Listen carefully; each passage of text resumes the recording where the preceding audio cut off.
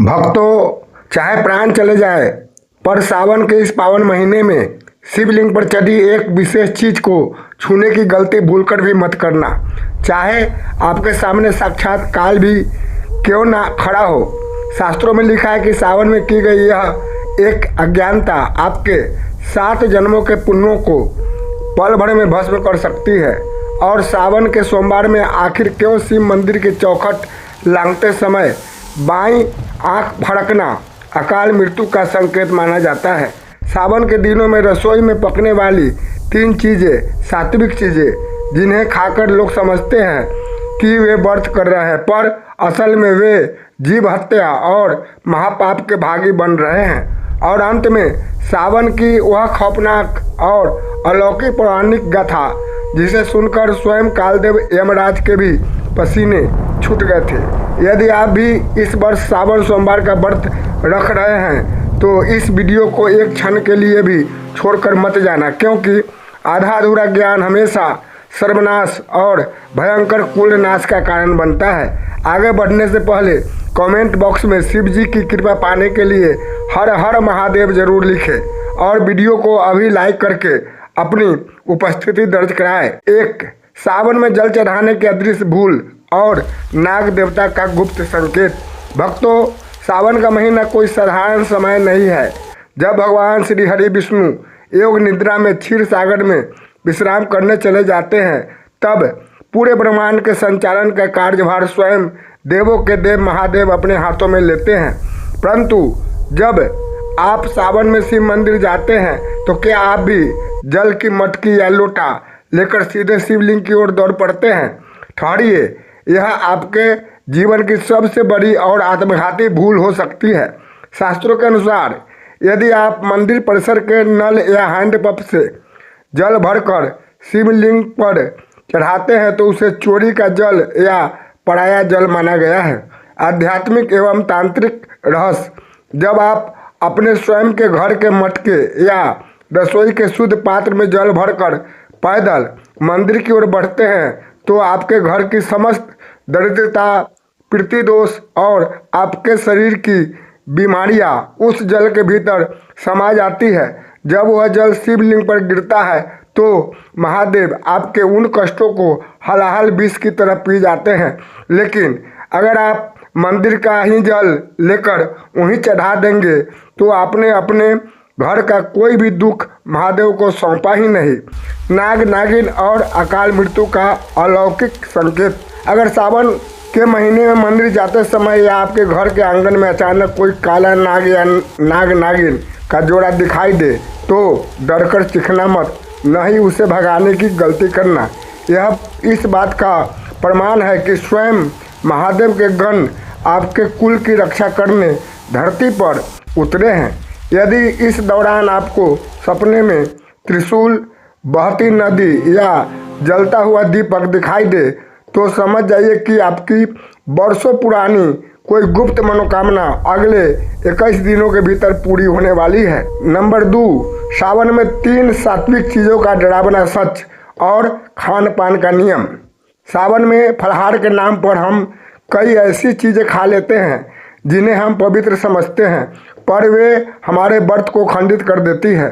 एक में सेंधा नमक और मसालों का गुप्त गणित। व्रत के दौरान यदि आप बाजार से खुला हुआ या पिसा हुआ सेंधा नमक इस्तेमाल कर रहे हैं तो सावधान हो जाइए। बाजार की चक्कियों में जहां समुद्री नमक और अन्य तामसिक वस्तुएं पीसी जाती है, वहीं यह नमक भी तैयार होता है। एक छोटा सा अशुद्ध कण आपके पूरे सोमवार व्रत का फल शून्य कर देता है। कट्टू और साबूदाने में छिपा कीड़ों का भयंकर जाल। सावन के दिनों में हवा में भारी नमी होती है। कुट्टू के आटे और साबूदाने में सूक्ष्म और अदृश्य जीव बहुत तेजी से पनपते हैं, जिन्हें नग्न आंखों से देखना असंभव है। जब आप इन्हें बिना छाने या बिना धूप दिखाए सीधे तलकर खा लेते हैं तो अनजाने में आप जीव हत्या और मांस भक्षण का पाप कर बैठते हैं। शास्त्रों में लिखा है कि व्रत के दौरान पेट में एक भी सूक्ष्म जीव का जाना आपको व्रत के पुण्य से वंचित कर नरक का भागी बना देता है। नंबर 3, हल्दी और तांबे के पात्र का जहरीला रहस्य। सावन में शिवलिंग पर हल्दी चढ़ाना सख्त वर्जित है, क्योंकि हल्दी सौंदर्य और स्त्री तत्व से जुड़ी है, जबकि शिवलिंग साक्षात पुरुष तत्व और अग्निपुंज है। इसके अलावा तांबे के लोटे में कभी भी दूध, दही या पंचामृत रखकर शिवलिंग पर न चढ़ाए। तांबे में दूध मिलते ही वह रासायनिक क्रिया करके एसिडिक जहरीला हो जाता है। भगवान शिव को जहरीला दूध चढ़ाना घोर अपराध है। पंचामृत के लिए हमेशा पीतल, कांसा या चांदी का ही पात्र इस्तेमाल करें। 3. बेलपत्र की जड़ का महाताबीज और अदृश्य सुरक्षा कवच। भक्तों, बेलपत्र का महत्व तो सब जानते हैं, पर बेल के वृक्ष की जड़ में छुपी तांत्रिक सुरक्षा शक्ति के बारे में बहुत कम लोग जानते हैं। यदि आपके घर में किसी पर भयंकर नजर दोष, तंत्र मंत्र, मुठ, कंगाली या प्रेत बाधा का साया है, तो सावन के किसी भी सोमवार को यह महा उपाय करें। सूर्योदय से पूर्व स्नान करके किसी प्राचीन बेल के पेड़ के पास जाए, धूप दीप जलाकर वृक्ष देवता से आज्ञा ले और लकड़ी की मदद से उसकी जड़ का एक छोटा सा टुकड़ा निकाल ले। ध्यान रहे, लोहे या कुल्हाड़ी का प्रयोग न करें। इस जड़ को गंगा जल और कच्चे दूध से धोकर शिवलिंग से स्पर्श कराए। इसके बाद इसे तांबे या चांदी के ताबीज में भरकर काले धागे में अपने गले या दाहिने भुजा पर धारण कर ले। यह ताबीज आपके शरीर के चारों ओर साक्षात महादेव का त्रिशूल रूपी सुरक्षा कवच बना देता है।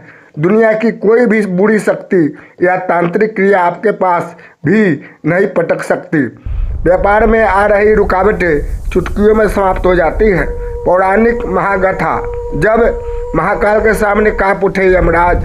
सावन के इस महीने का सबसे बड़ा रहस्य जानने के लिए आइए सुनते हैं शिव पुराण की वह अमर गाथा, जिसे सुनने मात्र से अकाल मृत्यु का भय सदा के लिए समाप्त हो जाता है।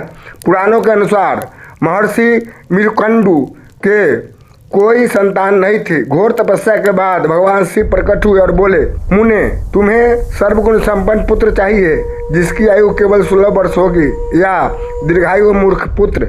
महर्षि ने ज्ञानी पुत्र मांगा, जिनका नाम पड़ा मार्कंडेय।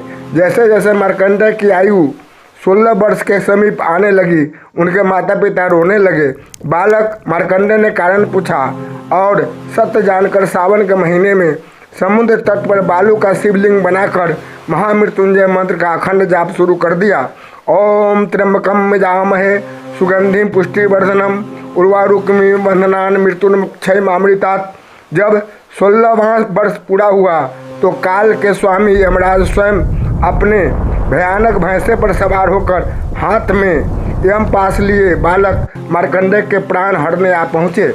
यमराज का रूप इतना खौफनाक था कि तीनों लोग थर-थर कांपने लगे। यमराज ने जैसे ही मार्कंडेय पर अपना यमपाश फेंका, बालक रोते हुए शिवलिंग से लिपट गया। वह यमपाश बालक के साथ साथ शिवलिंग पर भी जा गिरा। महाकाल का विकराल रूप। साक्षात शिवलिंग पर यमपाश गिरते ही एक भयंकर ब्रह्मांडीय गर्जना हुई। आकाश फट गया, धरती हिलने लगी और शिवलिंग में से स्वयं देवों के देव महाकाल अपने प्रचंड और क्रोधित रूप में प्रकट हुए। महादेव के तीसरे नेत्र से अग्नि की ज्वालाएं निकल रही थी। उन्होंने अपने त्रिशूल से यमराज की छाती पर प्रहार करते हुए ललकारा, रे दुष्ट यम, तुम्हारी यह हिम्मत कि तुम मेरे शरणागत भक्त पर पाश डालो। जो मेरी शरण में आ गया उसके काल का निर्णय करने वाले तुम कौन होते हो? यमराज भय से कांपते हुए महादेव के चरणों में गिर पड़े और क्षमा मांगने लगे। उसी क्षण महादेव ने मार्कंड को अमरत्व का वरदान दिया और घोषणा की, जो भी भक्त सावन के महीने में सच्चे निष्कपट मन से शिवलिंग के समक्ष महामृत्युंजय मंत्र का जाप करेगा, स्वयं यमराज भी उसकी परछाई को छूने से पहले मुझसे आज्ञा लेंगे। भक्तों, सावन का महीना शिव की भक्ति और नियमों के पालन का अलौकिक काल है।